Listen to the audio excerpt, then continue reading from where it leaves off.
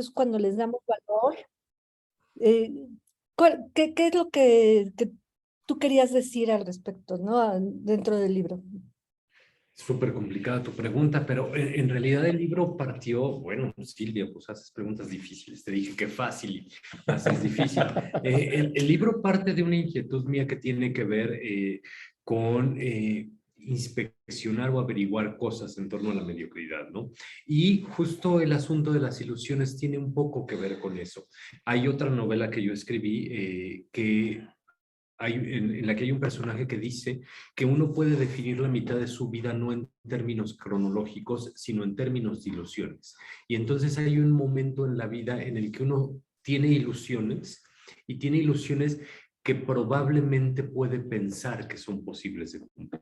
Y después hay un momento en el que uno sigue fantaseando porque eso no se acaba, pero consciente de que ya no va a suceder. El ejemplo de esto podría ser muy claro, podría ser muy sexista, perdón, podría ser políticamente incorrecto, pero el adolescente que mira en la televisión a su estrella de Hollywood favorita y está enamorado perdidamente de ella, piensa que es posible que exista una relación entre ellos. Yo, aunque me siga gustando y me siga encantando, y sé que es imposible que eso suceda, ¿no? Entonces yo ya pasé la mitad de mi vida, no por la cronología, sino porque hubo un momento de conciencia en el que supe que eso ya nunca iba a suceder. Y probablemente ese momento no lo puedo definir con claridad, pero a la hora de que uno fantasea, porque probablemente todos fantaseamos con algo, uno ya es consciente de que esa fantasía no va a ser real, ¿no? Es decir, el adolescente que sueña con que algún día va a tener un Ferrari sabe que probablemente lo vaya a tener. Yo sé que nunca lo voy a tener. Y además ya ni me interesa tenerlo, pues, pero al margen del interés, sé que ya es imposible. Y creo que esa línea es una línea divisoria muy interesante que también nos permite acercarnos al concepto de mediocridad que se maneja dentro de la novela. Creo que no te contesté lo que me preguntaste, pero lo que me preguntaste fue muy complicado. No, me gustaron, te digo, varias cosas. La frase esta de que siempre hacemos o tratamos de hacer lo mejor o hacemos lo mejor y luego siempre hacemos lo mejor. Digo, tiene muchísima filosofía atrás, está muy interesante, ¿no? Porque hay que no, efectivamente la mediocridad se da gruesísimo, ¿no? Y al final así como que me volteó todo, ¿no? Cuando ya Denise resulta ser la número 4 y algo que también me dejó pensando mucho es la respuesta que da ella de, ¿no me alcanzas? ¿Sí? Esa también es así como, ¿alcanzamos a los demás o los demás nos alcanzan? Nunca lo había pensado en esas palabras. Felicidades por el libro. Yo todavía le sigo dando vueltas. Creo que es un buen ejercicio mental, así como experiencia mental que mencionas por ahí, otro tipo de experiencia, pero felicidades, me gustó. Ahora que lo mencionas y nada más para decir un poquito sobre ese no me alcanzas. Lo que sucede es que la mayor parte de los casos uno no hace pactos por la relación que vamos a tener, ¿no? Dejemos la relación solo de amor, incluso una relación de amistad. No hay un pacto explícito que surja al principio. Evidentemente uno no le dice al otro, ¿quieres ser mi amigo? Salvo cuando uno es niño, ¿no? Pero no hay esa declaración de amistad como si hay una declaración de amor, ¿no? Pero fuera de eso, ese pacto de qué se espera y qué no se espera del otro, es algo que no decimos abiertamente, ¿no? De ahí el no me alcanzas probablemente se vuelve inusual en un tipo de respuesta o en un tipo de propuesta de un futuro, ¿no? Si a mí alguien me dice, oye, es que vamos a hacer en el futuro, o a los 20 años o a los 25, como a Denise quizá, en el futuro, ¿qué tal que nos vamos a estudiar en otro lado? ¿O qué tal que fundamos una empresa? ¿O qué tal? Cualquiera de esas cosas si fuera expresado con toda la claridad y con todas las palabras, entonces uno tendría derecho a decir, es que eso no me alcanza. Y no me alcanza para satisfacer mi idea del futuro, no para satisfacer el futuro, porque eso no lo tenemos. Lo que tenemos es esa idea y esa idea se relaciona con justo las ilusiones de las que hablábamos. Pero es muy dinámico, ¿no? Sí, claro. Y O, ese es o un sea, problema. Yo creo que no puedes poner en ninguna relación ni amistad ni de ningún tipo así de vamos a hacer no sé qué y que para mañana no haya cambiado, ¿no? Claro, claro, claro, claro. Sin embargo, son pactos que se establecen. No, no, y yo estoy de acuerdo contigo. Lo que hace particular a Denise es una respuesta de ese tipo. Una respuesta del tipo, no me alcanza lo que me estás proponiendo. Sí, pues felicidades. Y Gracias. ya leeré algo más tuyo porque me quedó así como el gusanito al final que vi que tienes un chorro de libros, que tengo que leer algo más. Gracias. Bueno, ahí me cuentas qué opinas. Muy bien, Marien, adelante.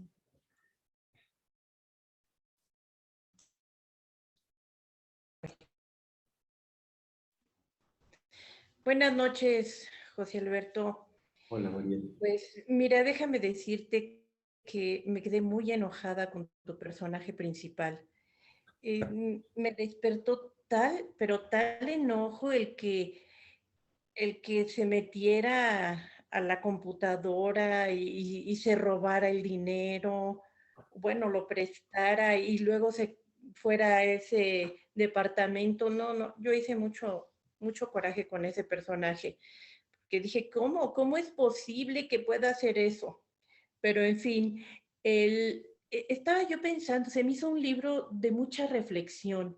A mí también, como a Silvia, me hizo pensar muchas cosas, sobre todo la basura. Son cosas que uno no se pone a pensar y la basura informática, la ropa, cómo se vuelve basura, bueno, la esponja, no qué cosas tan horribles, pero son cosas que uno dice, es algo cotidiano y uno no reflexiona sobre eso. Y tu libro para eso me sirvió. Yo quiero preguntarte, ¿cómo es que te pasas la vida reflexionando en estas cosas y luego la metiste así en en la novela? ¿O cómo fue que surgió esto? Bueno, Marien, primero te debo confesar que me hiciste muy feliz cuando dijiste que te cae muy mal Roger.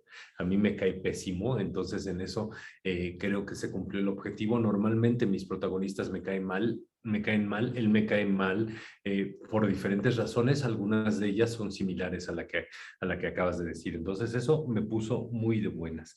La segunda, si ahora ya se dejan de bañar con esponja, eso va a ponerme de buenas, aun cuando no tengo ningún fundamento teórico para decirlo. En realidad, eso sí es un asunto del narrador y del personaje. Yo no me puse a investigar acerca del contenido bacteriológico de las esponjas, pero si hace ese cambio, ya me pone de buenas. Y lo tercero, sí y no. Sí estoy reflexionando todo el tiempo.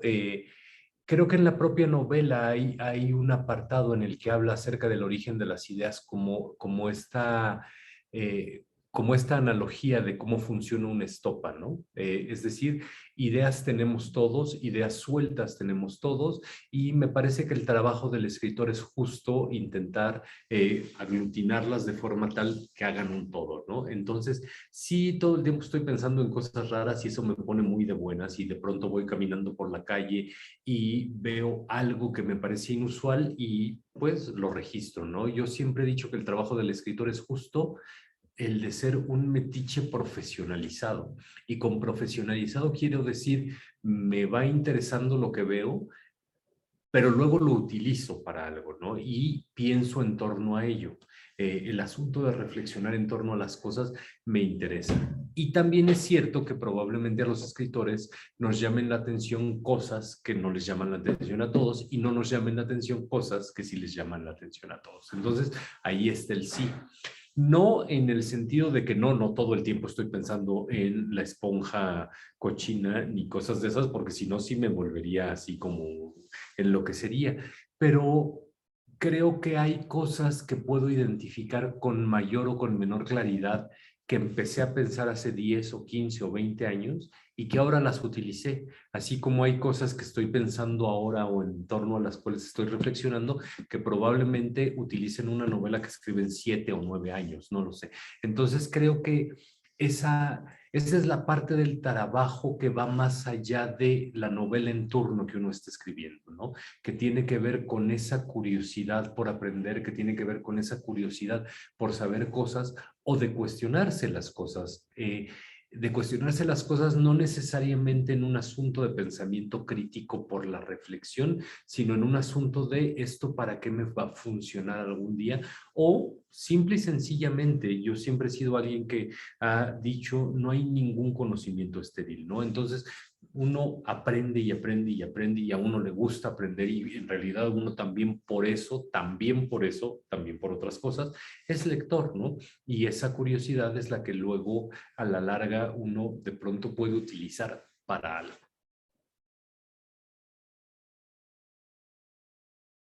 Se quedó. ¿Te escuchamos, Marian?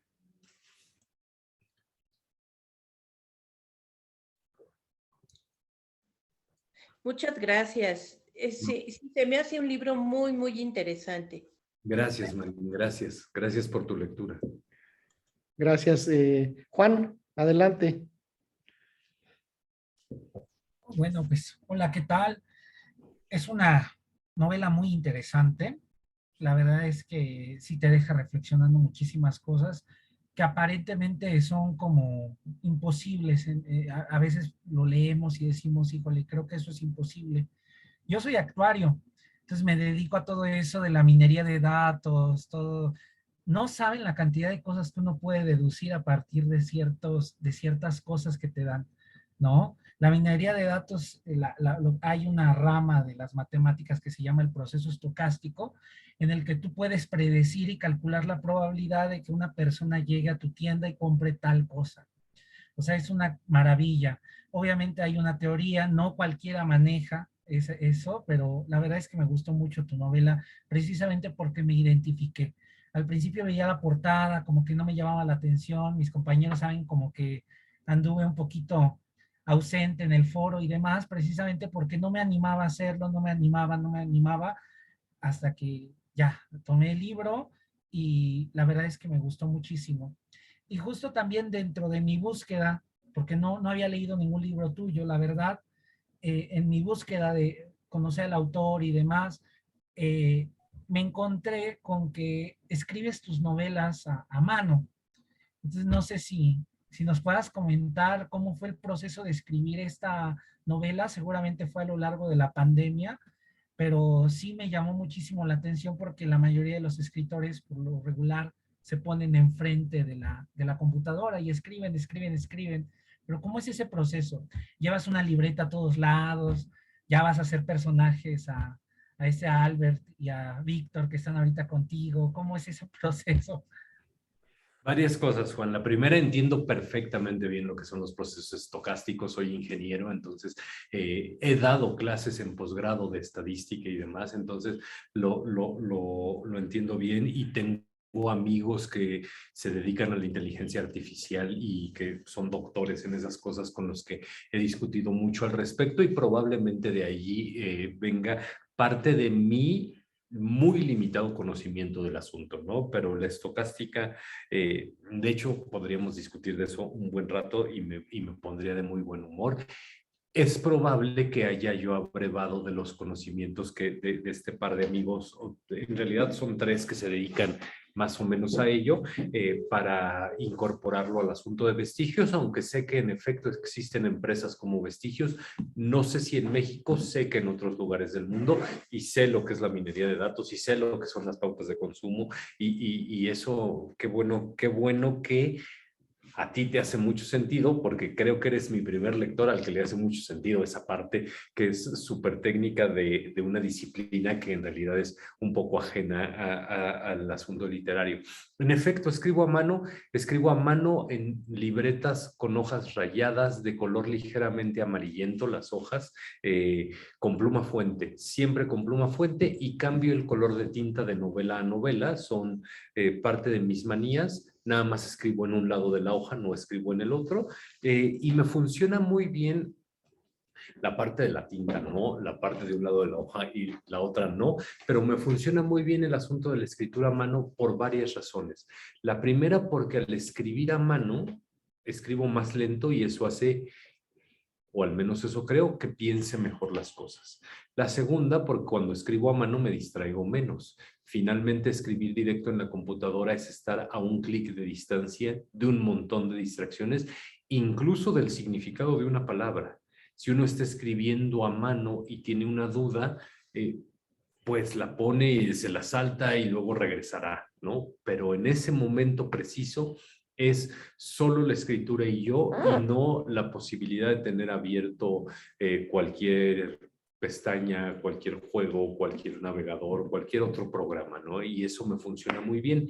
Luego yo transcribo, y es la tercera razón por la que me conviene. Al transcribir o al hacer esa primera transcripción de lo que estoy escribiendo, voy corrigiendo, y esa corrección me sirve porque entonces ya, pues los escritores normalmente escriben, imprimen y hacen corrección así, ¿no? Y yo hago corrección así, que en realidad es un segundo proceso de escritura que me facilita cosas. Y además no transcribo hasta el final, voy transcribiendo conforme voy escribiendo. Entonces, probablemente hoy escribo 2 páginas, mañana escribo 3, el viernes o el sábado no se me ocurre qué escribir, y entonces transcribo, y eso me vuelve a meter en la novela, me vuelve a meter en el tono, en el ritmo, en el tiempo, etcétera, etcétera, y entonces me permite que sea como un proceso continuo de escritura. Eso es lo que puedo decir al respecto. Y los actores me caen bien. Muchísimas gracias. Muy interesante y también muy interesante tu proceso creativo. La verdad es que no cualquiera hace eso. Muchas gracias. Gracias a ti. Gracias. Daniela, adelante. Hola, buenas noches. Hola, Daniela. Voy a hacer pues varios comentarios. Mira, cuando adquirí tu libro, lo leí antes de que fuera el foro del club de lectura. Entonces, mi experiencia como lectora fue ver una novela con una estructura narrativa que giraba entre la novela negra y el ensayo. Y está toda la novela completa. Entonces, en algún momento yo decía, el escritor escribe muy bien, me tiene enganchada, porque me tiene en el suspenso, me cae mal Roger, me cae mal Andy, estoy esperando a ver en qué momento va a aparecer, les va a sacar la mano, o sea, ese tipo de cosas. Dije, ¿en qué momento se le va a aparecer como un virus? No sé, o sea, un montón de cosas empezó mi mente a generar, y de repente empiezas a narrarnos todo ese tipo de historia de las cosas perdidas que tiene que ver con la basura, con ciertas cosas que son hacia temas ya también del lenguaje, porque nos mencionas que uno siempre trata de hacerlo mejor, y en el libro está en negritas ciertas palabras, entonces hay como una intención, ¿no? Entonces, hay una gran mezcla, y yo al final cuando leí el libro dije, no sé en qué momento yo estaba pasando de la lectura de Roger Andy y me vuelvo a sacarlo de la basura, no me importa, o sea, tiene una intención el autor de haber dejado la novela toda de corrido, y cuando estábamos ya en el foro de lectura, vi con otros ojos tu novela, porque yo ya sabía lo que pasaba con Roger y Andy, y en el foro entonces empecé a darme cuenta que hay espacios donde está muy claro marcado los párrafos y separa la parte de lo que es todo lo de la historia de la basura, y prácticamente yo podría leer un libro de ensayo, y me quedé pensando, ¿por qué Gudiño no me hizo un libro de ensayo y otro de novela negra sobre esto de Roger y Andy? Pues por ahí va mi pregunta. Bueno, me gusta mucho tu lectura. Lo primero que tengo que decir es que me gusta mucho tu lectura y la interpretación que das de las cosas. La respuesta fácil sería decirte, Gudiño no es ensayista, ¿no? O nunca ha sido ensayista. Pero es una respuesta falsa y tramposa, tan tramposa como la otra que te voy a decir. En la novela cabe todo, o yo estoy convencido de que en la novela cabe todo. Y las novelas que a mí más me gustan como lector son las novelas en las que Hay una teoría literaria que dice que todo acto narrativo se divide en 3 partes y que se equilibran de diferente forma, que son acción, descripción y reflexión, ¿no? Y entonces hay muchas novelas que tienen, es que yo que hacer un circulito y abrir y cerrar la mano, pero no puedo hacerlo aquí, pero hay quien dice que la mayor parte de las novelas, o las novelas en su mayoría son acción, y otros que dicen, basta leer a Balzac para darnos cuenta de que la mayor parte de la novela es descripción, y hay quien dice que si fuera solo reflexión, pues justo sería un ensayo. Y una de las cosas que a mí me interesaba era justo eso, justo la posibilidad de ir equilibrando las tres posibilidades, probablemente con una tendencia más hacia la acción y la reflexión, o incluso más hacia la reflexión que hacia la acción en esta novela, y quizá en otras novelas tengo mucha más descripción que en esta. Eso no quiere decir que en esta no lo haya, pero bueno, lo hay menos. Entonces, este juego con las posibilidades narrativas me interesaba mucho. Yo soy lector de ensayos, leo muchos ensayos, pero en realidad me da muchísimo trabajo generar un ensayo extenso. Creo que mis ensayos tiene que ver con mi pensamiento disperso. Soy súper disperso. Empiezo hablando de una cosa y acabo hablando de otra, como ahorita que estamos hablando de enchiladas, por ejemplo, ¿no? Y de todos los totopos que tengo aquí enfrente. Fuera de eso, fuera de la broma, soy un autor muy disperso o una persona muy dispersa más que autor, al que lo que le interesa, lo que más me interesa y lo que más me gusta a mí es que me cuenten historias. Pero si esas historias que me cuentan me hacen reflexionar, entonces las historias adquieren un valor diferente, ¿no? Un valor diferente desde mi perspectiva como lector. Entonces, lo que más me gusta leer a mí son historias que incluyan de una o de otra forma estas reflexiones que podrían considerarse ensayísticas o que podrían considerarse parte de un ensayo. Y en ese sentido, al menos como lector, intento replicarlo como escritor, ¿no?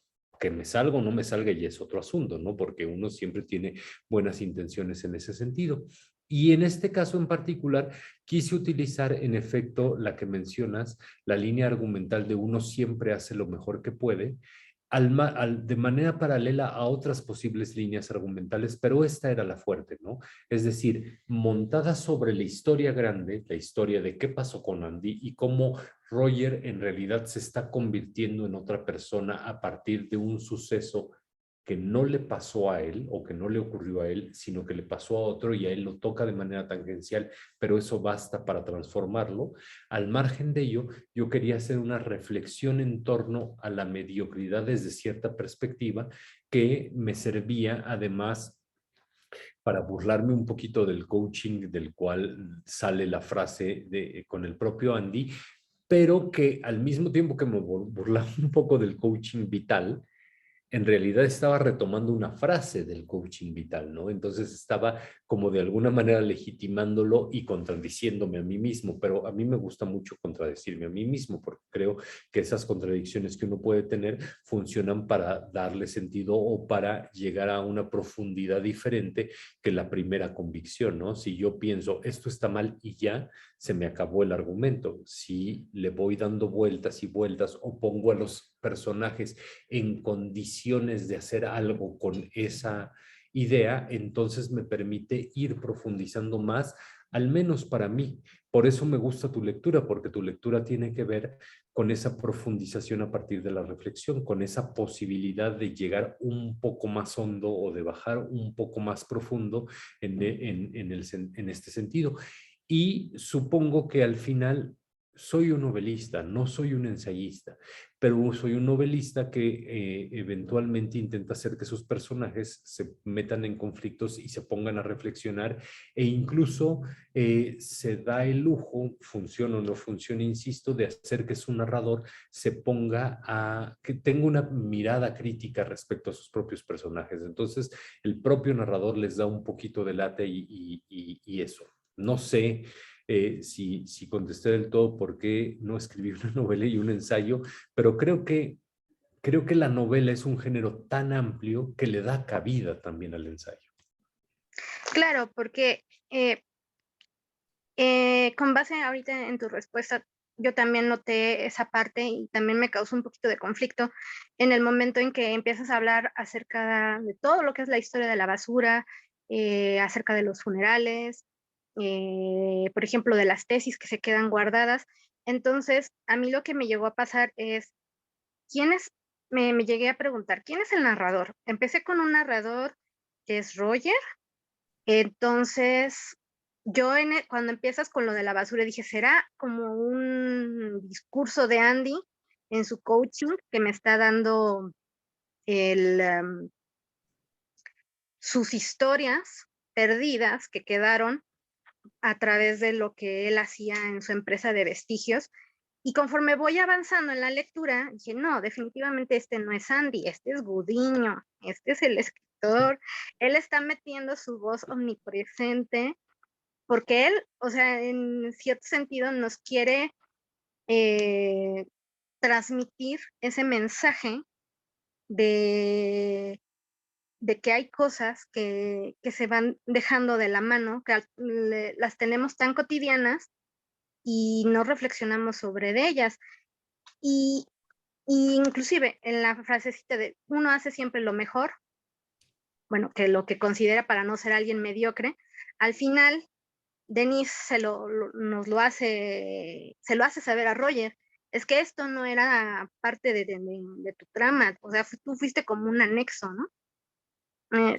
Entonces, pero vaya, sí entiendo ahora muchas cosas. Bueno, Porque yo pero pensé, nada más una aclaración, no soy yo. No soy yo. claro, Creo que entre el autor y el narrador siempre hay una barrera que evidentemente uno piensa que siempre es el autor, pero no necesariamente estoy de acuerdo con todo lo que dice el narrador. Podría estarlo, pero justo una de las cosas que más me divierte, esto nada más hablando de diversión, ¿no? Estrictamente de diversión, no de otras cosas. Una de las cuestiones que más me divierte es poder hacer este tipo de personajes que me caen mal, por ejemplo, y es poder utilizar narradores que no necesariamente están de acuerdo conmigo. Está de acuerdo, el narrador de esta novela está muy de acuerdo conmigo en un montón de cosas, pero no en todas, porque además decidí poner un narrador que en términos muy técnicos sí es una tercera persona, pero es homodiegético, extradiegético, ¿no? Es decir, sí pertenece al mundo del texto, pero también lo veo un poquito desde afuera, aunque no necesariamente, insisto, el necesariamente me parece que es importante desde mi propia perspectiva. bueno, pues muchísimas gracias. Gracias a ti. Vamos bien. Vamos bien, vamos bien. Héctor, ¿tienes preguntas? Adelante. Hola, no sé si me escucho bien. Sí. Hola Jorge, mucho gusto. Yo acepto que no leí este libro, solo tenía ganas de conocerte y de saludarte. Yo te conocí con el de Con amor tu hija. Súper, es el libro que lo leí con otro círculo y fue bastante incómodo. No lo pudimos llamar de otra manera. Nos sorprendió bastante el cómo llevas esa obra. Y si me dejas hacerte una pregunta sobre ese libro, te lo agradecería mucho. ¿Por qué darle un final así? O sea, ya revolucionaste todo el tiempo al lector con todo el escenario que planteas, con ese juego entre la amiga, la hija, el papá, y al final llevarlo al clímax y luego dejarlo como, ¿y ahora qué? O sea, Bueno, a ver, dos cosas, bueno, varias cosas. Uno, el libro lo escribí hace 12 años, ¿no? Entonces, sí, probablemente vaya a mentir cuando te responda. ok. Te lo aviso, pues. Lo segundo, me pone súper contento que los haya incomodado. A mí la literatura que más me gusta es la que me incomoda. La literatura que no me incomoda me gusta poco, ¿no? La literatura que me saca de mi zona de confort es la que más sentido me hace como lector, ¿no?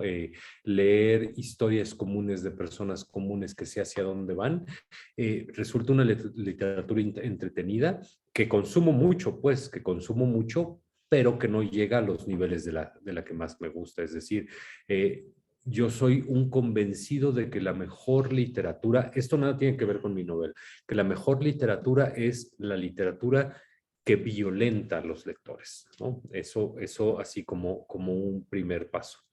Si te refieres al final con la última frase que dice algo así como la noche es inmune al murmullo de los insomnes, la frase me gusta mucho. La noche es inmune al murmullo de los insomnes, sí me gusta la frase. Y es de la única frase que me acuerdo de todo Con amor tu hija, ¿eh? Esa, nada más de esa. Si te refieres evidentemente a por qué pasa lo que pasa con Emily y el narrador, creo que era una promesa que se tenía que cumplir dentro del libro. Creo que de otra forma habría renunciado a resolverlo. Me parece, es la situación del relato que es un suicida que llega caminando al borde del precipicio y entonces solo hay dos opciones, o se avienta o no se avienta. Yo llegué al borde del precipicio, tenía que aventarlo o no aventarlo, pero además seguir un poco más, porque en este precipicio uno no moría. Y justo eso es lo que hice, ¿no? Regresar al personaje podría anular de todas las formas posibles la idea del precipicio. Es decir, el suicida arrepentido no es un suicida, no lo es. Entonces tenía yo que tener un suicida real. En la novela no hay ningún suicida para los que no la han leído. Pues, pero lo estoy diciendo como análogamente, y luego explicar qué pasaba después, ¿no? Entonces, justo me parece que habría sido un poco contradictorio con el propio planteamiento de la novela no hacerlo, no lanzarlo del precipicio metafóricamente al personaje, ¿no? Y además, creo que a diferencia de, esto no quiere decir que sea la tuya, ni mucho menos la del círculo, ni nada parecido, pero a la diferencia de lo que han opinado muchos de mis lectores de esa novela, en donde de inmediato se juzga al padre, prácticamente nadie juzga a Emily.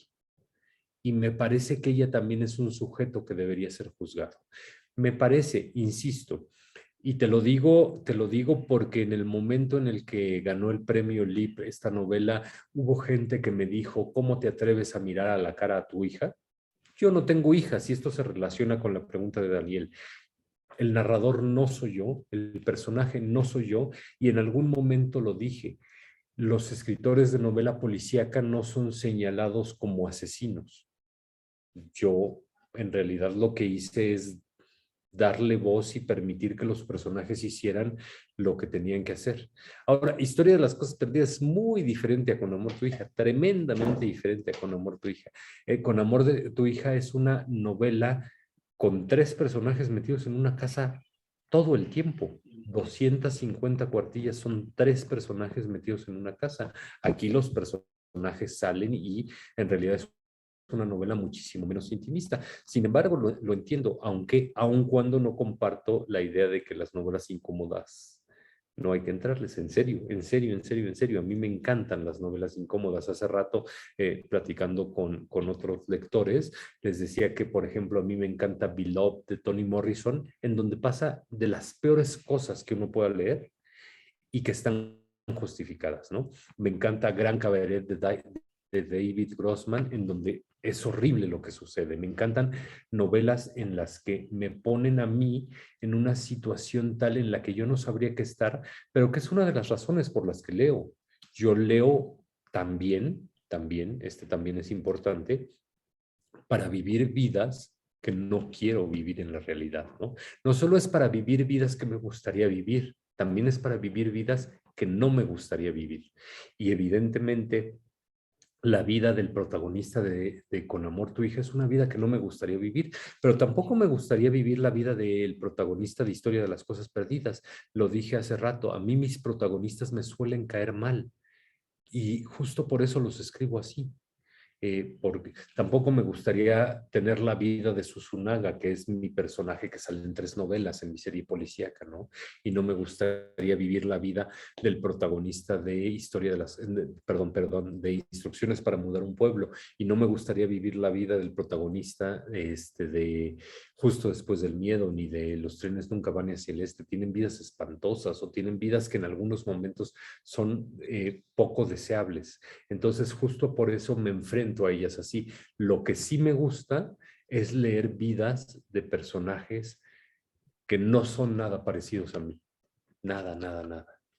Pero bueno, entiendo tu reticencia, por completo lo entiendo y tienes toda la razón y además tienes todo el derecho de, uno lee por placer, uno no lee si no le gusta, pues. Muchísimas gracias. Créeme que es muy buena tu prosa, a mí me gustó mucho.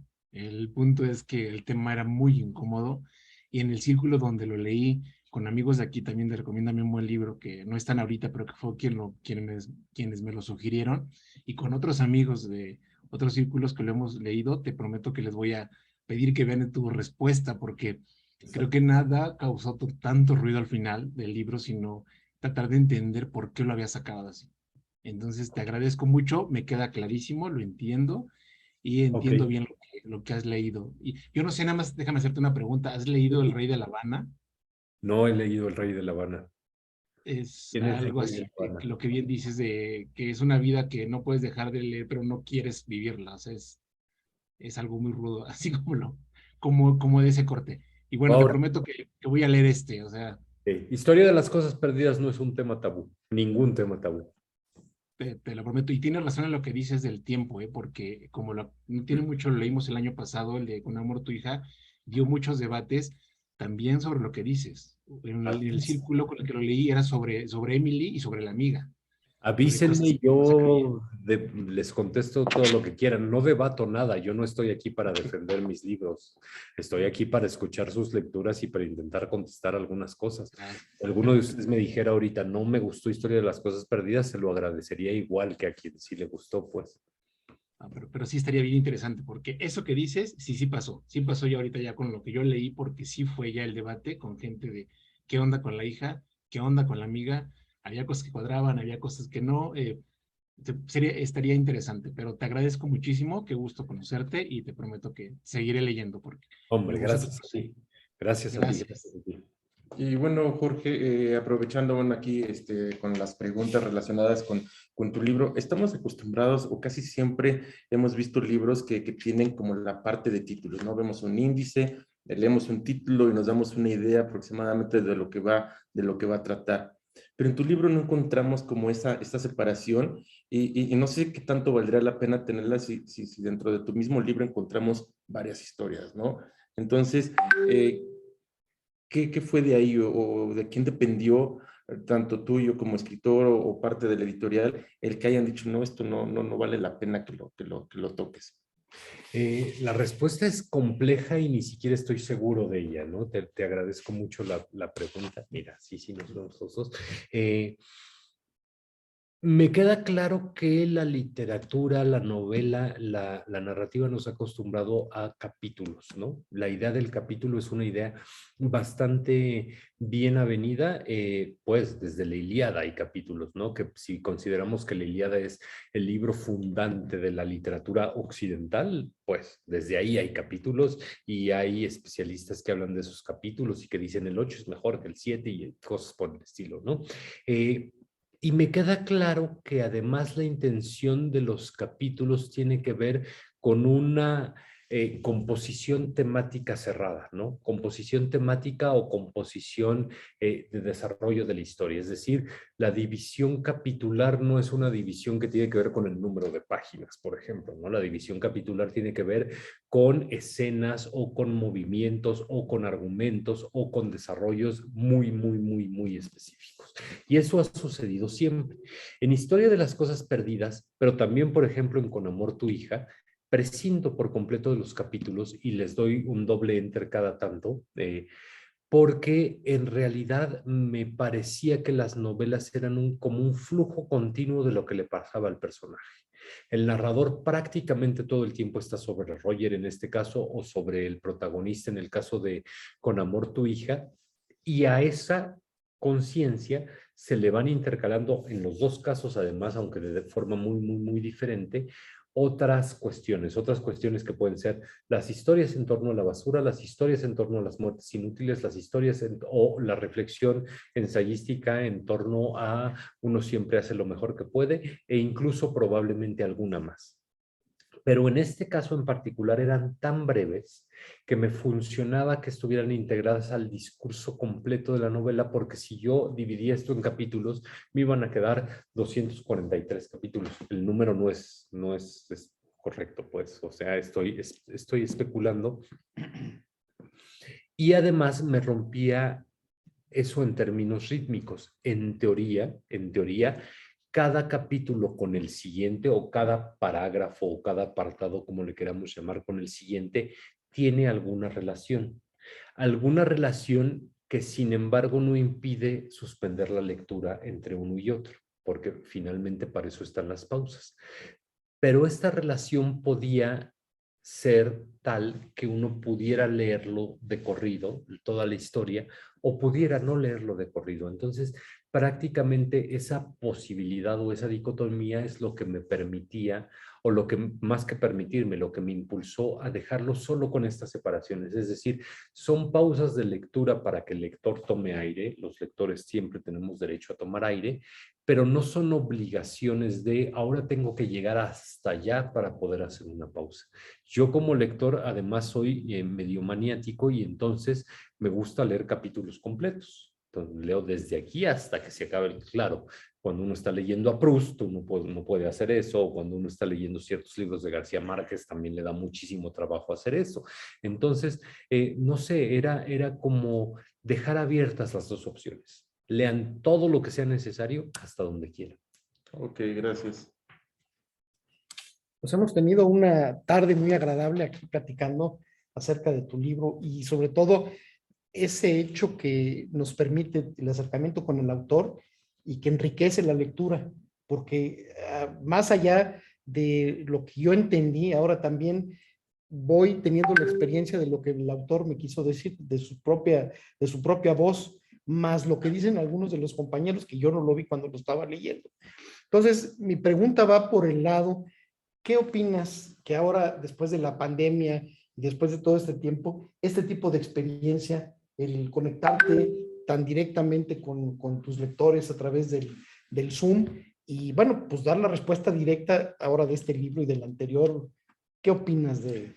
Es algo que me encanta de entrada. Yo siempre he dicho que acepto todos los comentarios buenos y malos acerca de mis libros, sobre todo porque, salvo que fueran malintencionados, pero eso sería muy raro, es decir, querría decir que yo tengo a un enemigo que lee mi libro y para decir cosas malas de él. Sería así como una cosa medio absurda, y de existir, pues también sería como muy válido. Todas las lecturas me parece que cuando son sinceras son igual de válidas, ¿no? Es decir, la de un académico que tiene todos los conocimientos técnicos acerca de narratología o de hermenéutica, es tan valiosa como la lectura de un lector completamente ingenuo que se topó el libro, se atravesó con el libro y decidió leerlo, porque finalmente esas lecturas le van confiriendo sustancia, y además nosotros como escritores nos vamos enterando de las cosas, porque es verdad, uno tiene determinada intención al escribir el libro, pero falta ver si uno consiguió eso, ¿no? Porque finalmente uno en una de esas es un pésimo escritor y entonces no consiguió ninguno de sus objetivos. Y por otra parte, como mencionabas, el asunto de compartir lecturas así en talleres o clubes de lectura y demás, permite, y esto yo lo he defendido mucho tiempo, ahora digo que permite conocer la perspectiva del otro, ¿no? Uno nunca lee todo lo que hay en el libro, no me refiero a todos los libros, uno nunca lee todo lo que hay en el libro porque uno es incapaz de leer todo lo que hay en el libro.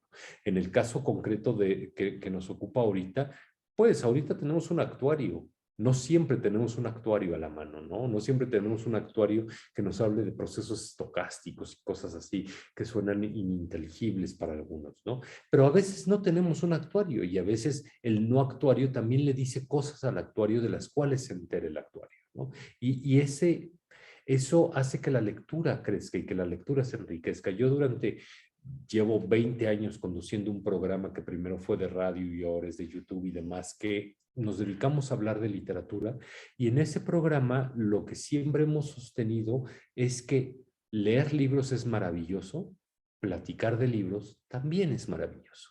Platicar de libros quiere decir sumar lecturas a un solo libro, ¿no?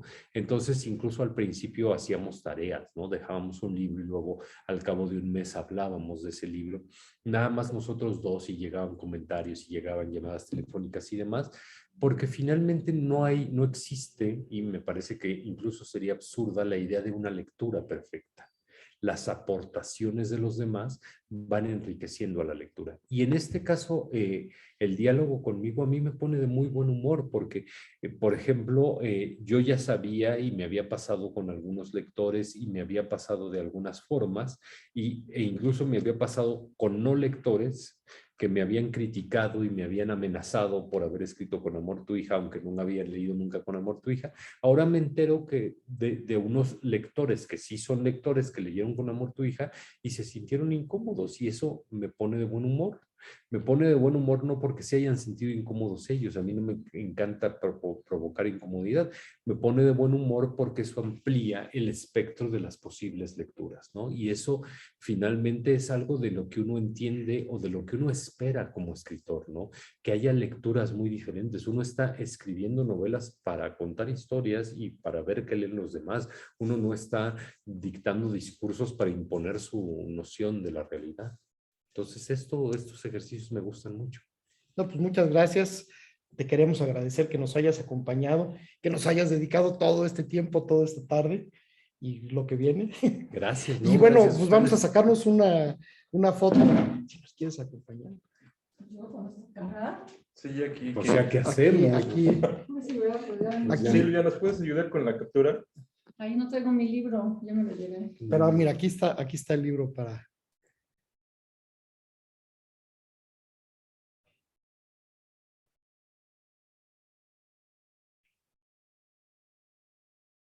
Calladito. Sí.